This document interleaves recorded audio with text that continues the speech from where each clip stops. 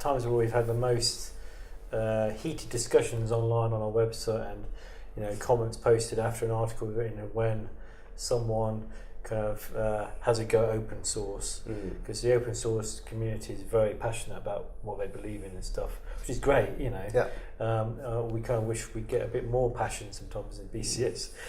So I know there's some kind of very passionate feelings about open source when you compare it to off-the-shelf software you can buy. So it's always interesting talking to software developers and people in the software industry about what their take on it is. Because obviously there's pros and cons to both, but of course. And it's and again, in the end of the day, is kind of like, is the product good? Kind of like, can it do what it's entitled, what it should do? Kind of like if even if it's open source for free, if it sucks, you don't want to use it. But I've seen a lot of changes, kind of like over the last, I would say, kind of like 5 years. That it used to be very religious, and kind of it was all about free code kind of thing, and the free meant kind of like it shouldn't cost money.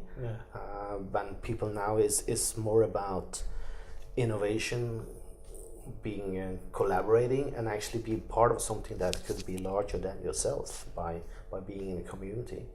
I guess there was that early, open source adopters where kind of a lot of them were kind of amateurs at it really, but now it's become a professionalization of it now, isn't it? Yeah, and kind of like nobody. There's never been a problem to paying for software which is open source. And if you look at it from a buyer perspective, what we provide it's a product, off-the-shelf product. There's patches, there's security, there's updates, there's a support SLA, and so you get everything that you get from Microsoft and Oracle. You also get from us.